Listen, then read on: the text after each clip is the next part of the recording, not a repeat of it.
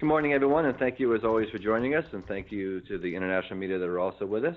Without any further ado, I'm going to turn things over to WWE's Executive Vice President of Talent, Live Events, and Creative, Paul Levesque.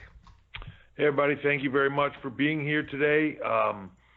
This is an exciting event for NXT 25. It's hard to believe for me that we're already at that number.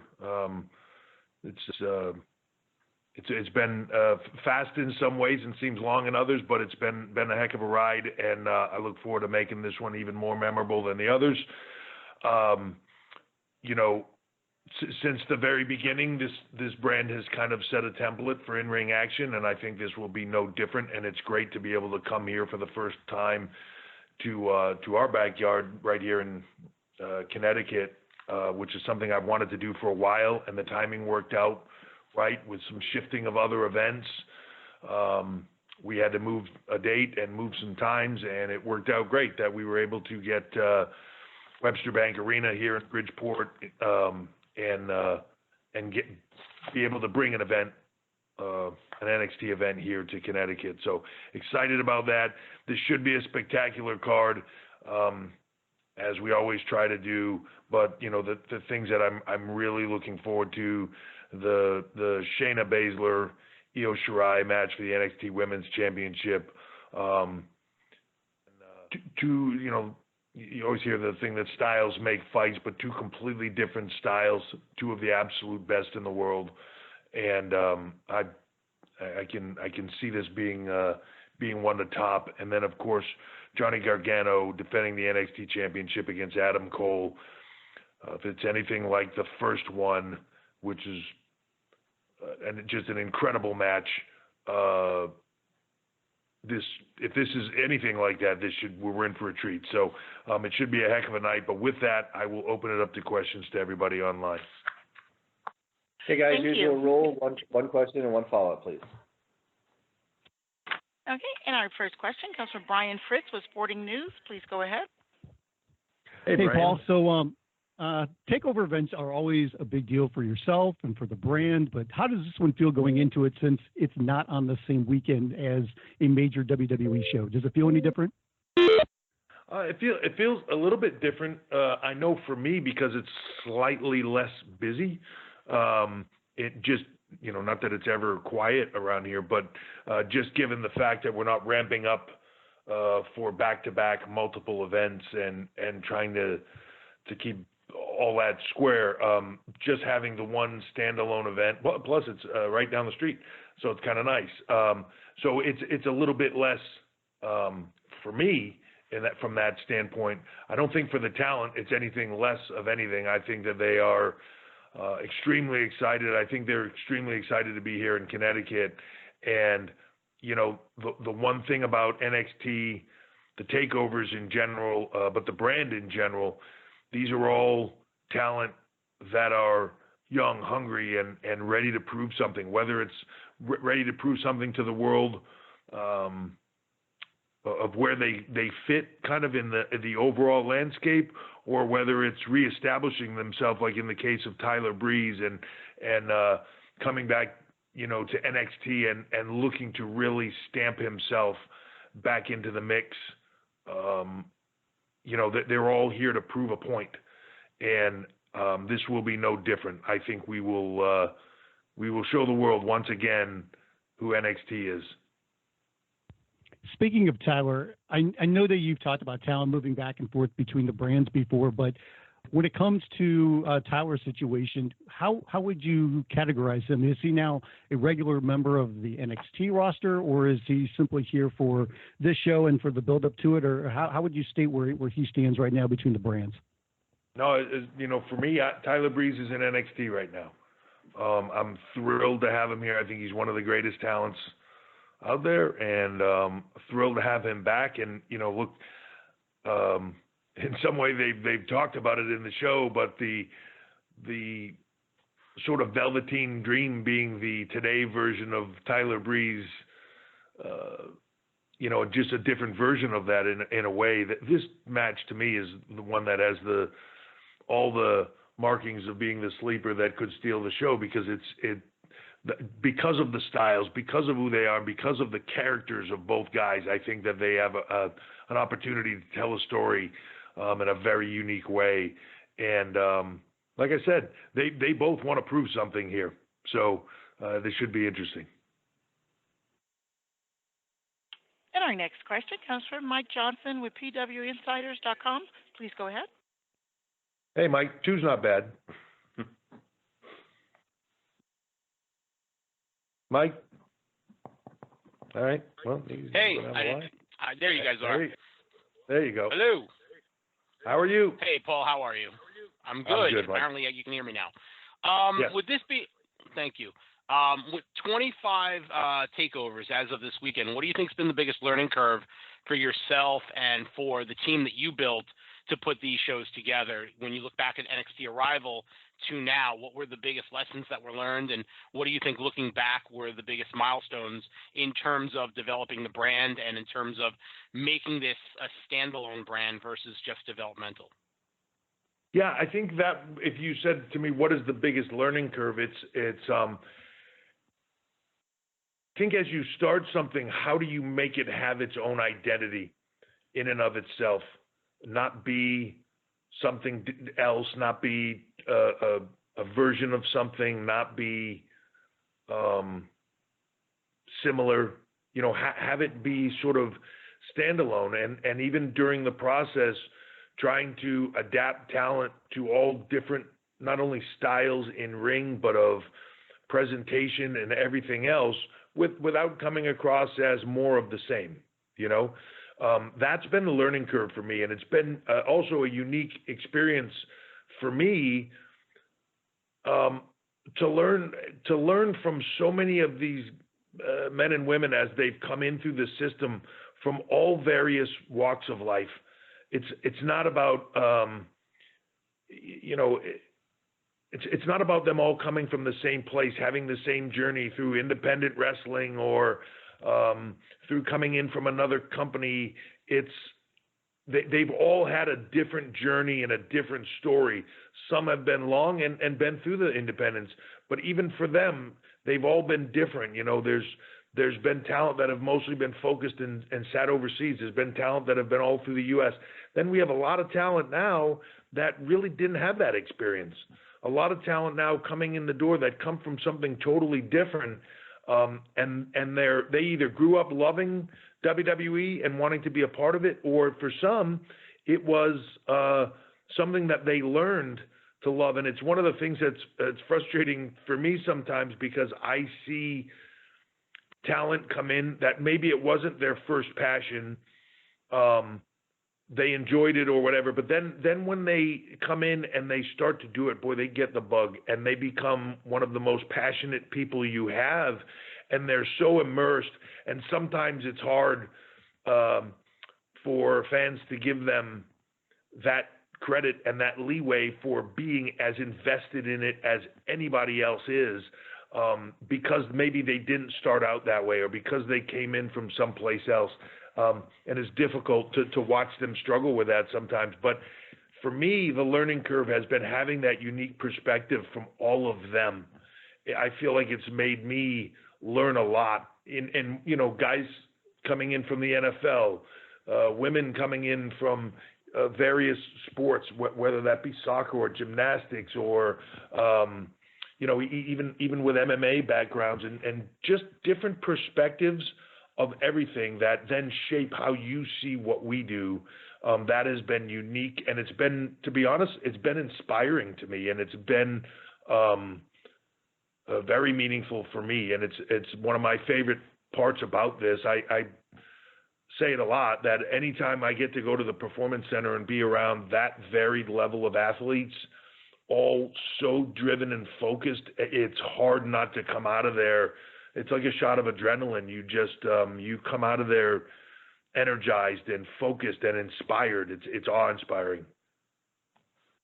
All right. Quick question about the NXT tag titles. Obviously, ladder match this weekend. I don't think anybody's going to complain about a ladder match with the level of talent that's in there. But talk us through the decision-making process of having the Viking Raiders vacate the belts as opposed to building up to a match where they do the honors for somebody else.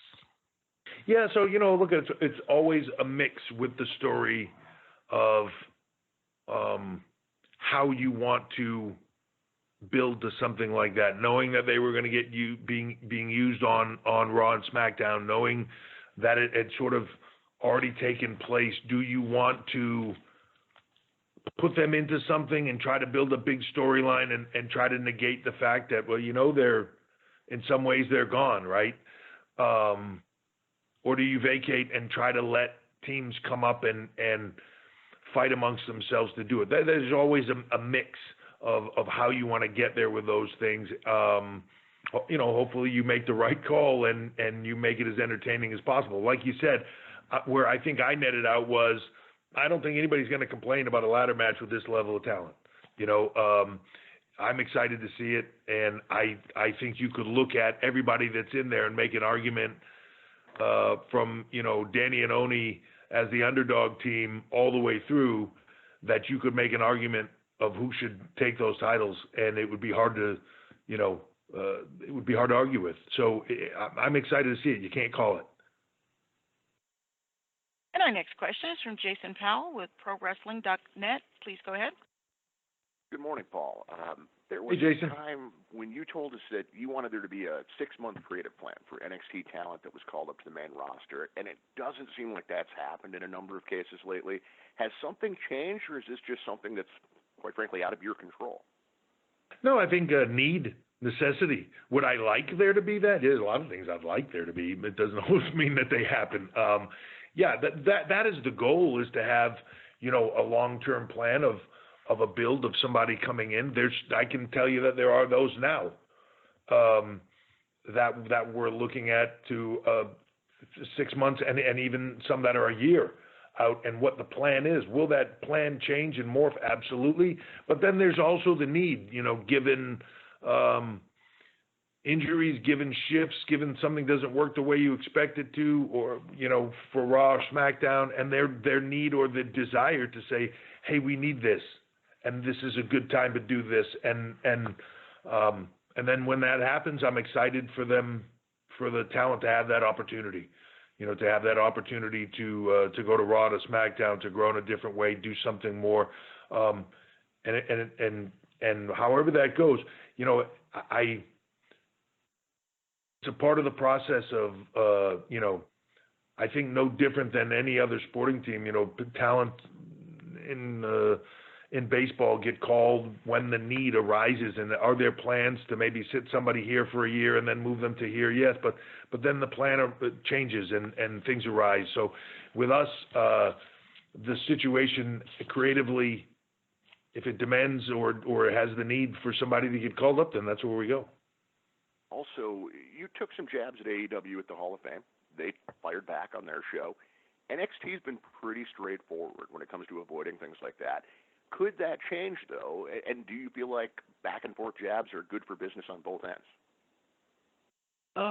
Look, Hall of Fame, to me, there were a moment, when Billy's there, there's kind of sort of this moment where if you don't sort of say there's an elephant in the room, everybody sort of goes, well, how come they didn't mention the elephant in the room? It was nothing more than that, and to be honest with DX, if you don't do that, then we're sort of kind of not doing what we do. And trust me, a lot of that also was not necessarily laid out and planned, and things kind of just went along. So what they are, for me, I don't really even think about it, to be honest. For me, when it comes to this takeover, I just want to put out the best product possible. I'm not focused on anybody else. I'm not thinking about anybody else's creative or what they said or didn't say or anything else.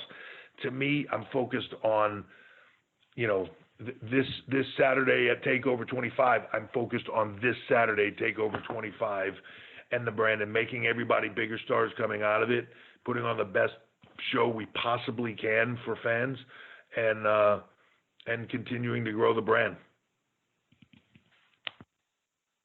And our next question comes from Dave Meltzer with Wrestling Observer. Please go ahead. Yeah, Paul, how are you doing? Hey, Dave. How you doing, man? I'm doing good. Y'all healed up now? Not 100%, but enough that I can work with it. So I'm all right. Yeah.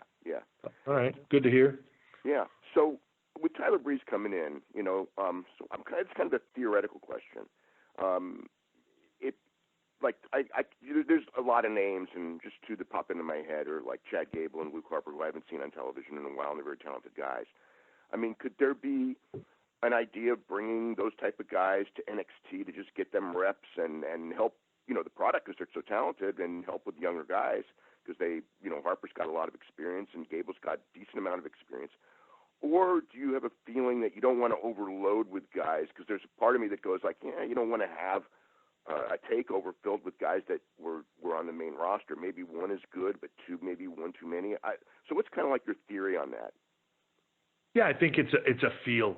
Even just how you're talking about it, right? Like, yeah, there's somebody that's talented, and at the moment they're at creatively, they're in a holding pattern, or not everybody's always going to be on the ascent of a giant push or whatever, So if they're in a holding pattern or whatever that is, and they have that talent, ability, and desire to do it, yeah, I'm wide open to using them. But it's a feel.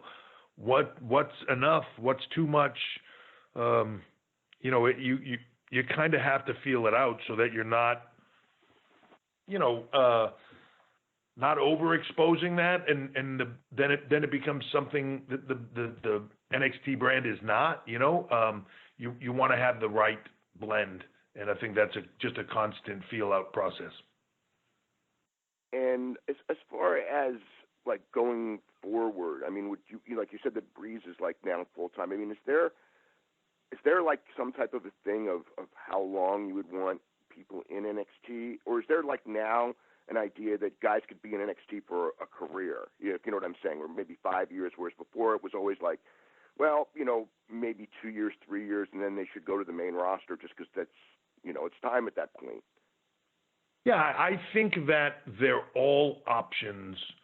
I think, especially as we move forward in time, NXT UK, as we continue to grow and develop other entities like that, the opportunity for talent to, I don't want this to sound like it's a negative, the opportunity for talent to not go to Raw or SmackDown and still have a very meaningful career within that system, very meaningful, very lucrative, very everything, career within that system, and be handled in a professional way with, proper everything, then that is a very real thought and possibility. And I think that as we go forward, the ability for talent to morph in and out of that, to go to Raw, go to SmackDown, come back to NXT, move here, move there, I think that just adds longevity to everyone. And our next question comes from Jim Versalone with Miami Herald. Please go ahead. Hey, Jim. Yeah, thanks. Hey, what was the decision? Because you've had so many takeovers in all these big cities. Just what was the thought process for the 25th event in Bridgeport? Well, so ironically, we were originally scheduled, and we had it slated in to go to San Jose. And we were going to go there in the building that it wasn't a takeover. It wasn't actually even televised. It was kind of like the first big event that we did outside of Florida, and in a big event way, where it was WrestleMania weekend, and last minute, it was like, hey, let's see what we can do with an NXT event, and it was incredible, and the whole thing was incredible. It was really this paradigm shift moment, I think, for the brand, and we were going to go back there. That was the original plan, the original thought. It was a standalone, and we were going there. And that shifted. The pay-per-view in that touring route shifted. The Super Showdown event shifted. So everything kind of moved. And I've said it before on here, those are dominoes, right? So one falls, they all kind of topple over. So it became it just became impossible for us to do the San Jose event, and we very quickly started to work to find another venue that was right and meaningful. And I've been trying to do something in Connecticut for a long period of time with the brand because it is our home, and I get asked about it all the time. You know, God, you guys are in Connecticut. Why don't you do a takeover or an NXT event in Connecticut? And it was one of the buildings that came up. You know, and on a short notice, it was one of the buildings that came up as an offer, and it was a great opportunity, and the timing was right, so we took it. You know, it was as simple as that. But I'm excited to be there, and excited to put on an event in Connecticut, and they're going to get something spectacular, for sure. And then on your pre-show panel, will there be any NXT superstars, past or present, and or WWE legends involved in the pre-show panel? We're still working through that. So yeah, we have a few different few different things in the bucket, but you'll have to wait and see. And our next question comes from Nick Hossman with Wrestling Inc. Please go ahead. Hi, Paul. Hey, Nick. Thanks so much for taking the time today. Good to Sure. see you, or good to talk to you. Yeah. There's a couple titles right now on Raw and SmackDown that have been alluded to that they could be defended in NXT as well. I was just wondering if you think there's a chance we see the 24/7 championship or the women's tag titles in NXT anytime soon. It's definitely a possibility on both. You know, that the ability is there on both. It was when Sasha and Bayley were the first had the tag team championships. They came down there one time and just were in the ring and talked about it. But it's definitely something I would love to have. It really just comes down to scheduling. You know, right now, you know, everybody's pretty busy, so trying to match the schedules up and get everybody where they need to be sometimes is the biggest problem. But who knows? You could see any of them at any time. Cool. And then my last question here, I guess I'll go with, are there any updates regarding how NXT could be used by Fox when you guys make the big leap here in October? I mean, we're looking at everything. Again, you know, there's a lot of interest in NXT as a brand. You know, it's also very valuable to us on the network. So that's being vetted through here on every level to see what the best outcome of all of that is. So, you know, we'll get there. It's everybody's going to have to wait and see, as will I. And our next question comes from Sean Ross Sapp with Fightful. Please go ahead. Hey, Paul. Thank you a lot. Hey, Sean. We've seen people like Nikki Cross with her vlogs and Stokely Hathaway with his CD player saga out there creating their own kinds of content. How familiar are you and management with some of this stuff, and your thoughts on these talents stepping out and doing that? I think it's great. I think that anytime talent can step out there and help to build their brand, build themselves, their characters, the things that they're doing. You know, the one thing about social media and everything is clearly a very double-edged sword, and so you have to be careful with what you put out there and the things that you do. But it's a great opportunity for all of them. It's something that we're encouraging. It's something that we are trying to actually work with them at the Performance Center on how to become sort of their own content creator, their own brand ambassador. It's easy to do now, you know, and technology-wise, it's to be able to get out there and do your own stuff. So it's exciting time for them. As far as our ability to see all of it, obviously we have a large team that is in charge of that, and we have 1 billion social media followers. We have a lot of talent with big accounts. It's hard for me personally to keep track, honestly, of everything that everybody does and everything in between. So, but we have a large team here that deals with that and with social media, and they're all over it. So it's an exciting time for talent to be able to not only, you know, I would use it as the example of the even just with the 24/7 title of Drake Maverick making the wanted posters. Literally, that was like he just did something funny on his own and had these wanted posters and started sticking them up backstage, and it was funny, and like we're all like, this is great, and they, you know, we put it into the show and made it a part of that. because of his creativity on that side. So it's an exciting time for talent to be able to help themselves to a better position, a better place, and build their own brands. Also, you guys have a lot. Okay, Go ahead. Sorry. You all have a lot of no, go ahead. Go ahead. UFC veterans on the NXT roster in particular, including a guy like Matt Riddle, who left the UFC on a winning streak. It's not really a secret that the UFC comes calling for people like that sometimes, even when they had maybe a frayed relationship towards the end. How do you look at handling that? If Matt Riddle got like a giant money offer to fight in the UFC and represent the NXT brand or WWE, how would you feel about that? Yeah, we'd obviously talk to Matt about it and see what the opportunity was, and is it something that we would like to do? Is it something that he would like to do? We'd have that conversation. You know, there's no set in stone template on how you deal with any of this stuff. We have talent within the system all the time that get offers to do a lot of things. Even internationally, you know, we have talent from India that is, you know, it's hard to understand here, but he's like a movie and television star in India, and but his dream is to be a WWE superstar, and he's in NXT now, but you know, we every now and then he gets a huge gig comes up, and he goes home for a little bit and stars in a movie or does, you know, whatever part he's doing or a television show, and then continues to stay in shape, do everything he can do while he's there, and then comes back and gets back into his training. And if the opportunity is there and it's the right thing and it's something they want to do, we talk to him about it, you know, and we move from there. So, you know, you bring up Matt Riddle. I mean, just one of my favorite talents out there right now. Just brings an intensity and a dynamic that very few people bring to the ring. I think the question would be if an offer came, is it something that he would even be interested in doing? Because I think he's having the time of his life doing what he's doing.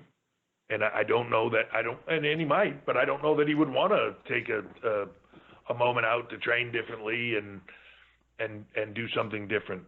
But you know, he loves what he does, and it shows for sure because he's one of the best in the world. Thank you so much. All right, we'll do two more outlets, and then we'll wrap. Okay, and we have Alex McCarthy with TalkSport. Hey, Alex. Hi, Paul. Thanks for talking to us today, bud. It just seems that with the WWE at the moment, you have a ton of writers and producers on the main roster. I'm just curious on how you put together these takeover shows. Like, is it a case of you, Shawn Michaels, and a few others kind of come together and put things together? You know, with a huge show like Takeover 25, is it a case of less is more in that department sometimes? Well, you know, a little bit, you know, obviously different brand feel, everything else. But the truth is, when you talk about the writers, producers, all the stuff, a lot of that comes down to, you know, for Raw or for SmackDown being a 3-hour, 2-hour show versus what NXT is. You know, when you get into the takeovers, the simplicity, I don't want to undersell it, but the simplicity of what we do is them in the ring, letting them do what they do at this point. This is the culmination. This is the epic fight scene in the movie, right? But the writing and the build of the characters and everything else that goes into making that epic fight scene mean something is what takes place prior to that, and those are the 1-hour shows. So it's a bit different. There's a team, and there's a team that, yep, I'm part of that. Sean is a part of that. You know, there's various people as a part of that team, and we all contribute together and work with talent and hopefully put out the best product we can. And I feel like I have to ask you about NXT UK TakeOver. I know we spoke briefly for WrestleMania, and you said there would be an announcement incoming. We've got you guys to download in a couple of weeks, which I'll be there for. Can we expect something close to that, or what's the kind of timetable we're looking at roughly? Yeah, I'm hoping we're going to be able to put out something soon on that. We're just trying to finalize some things. As I said, even for, you know, this in the U.S., things shift and change, and when one piece moves, the dominoes fall, and it kind of changes things. So as as the dominoes fell, it shifted down the line. But hopefully we'll have an announcement here soon. And our last question is from Connor Casey with comicbook.com. Please go ahead. Hey, Connor. Hey, Paul. Time. Appreciate it. You mentioned earlier about how the San Jose event fell through because of scheduling. Has there been any conversation about possibly bringing a different takeover standalone event to that venue in the future? Oh yeah, it's that we've tried to put out there that it's not something that we just said, oh well, it didn't work out, too bad for you guys, and we're going to try to find the right place and the right time to do something again there. That's a great venue, and I love it, and it's meaningful to us, and so we'll definitely look to doing something there. As far as the time frame on that, at this point I couldn't even begin to guess on it, but it's definitely on the radar. Awesome. And last thing, are there any challenges with promoting and running a standalone event like this where you don't have the main roster crew getting ready for a show the next day or so? Well, I mean, it's certainly in an area where you have a couple of epic events coming in and a Raw and SmackDown pay-per-view coming in that is getting massive media and massive traffic and massive everything else. That level of attention certainly adds to us and certainly adds to how we can do business. But it's the brand, I believe, NXT over the course of, this is 25, so over the course of these 25 shows has built a reputation, has built brand equity and among itself of what we are and what we will deliver and an expectation. And I believe that fans are aware of that and are excited to come to that. So to me, while yes, there are challenges there because it's, you're not drafting off of something else. It's definitely doable, and the excitement level is there. And this Saturday night at Webster Bank Arena, it'll be no different. Bridgeport will light up. We will put on a spectacular show, and we'll draw fans from all over the New York, New Jersey, Connecticut, Massachusetts, and everywhere in between. So, although I don't believe I left any room for an in-between there. I think I said most of the states in that region. But anyway, I think it stands, the brand is enough to stand on its own. And I guess that really should be the statement, because we're going to do that exactly this weekend. We're going to take over, but we're standing on our own to do it.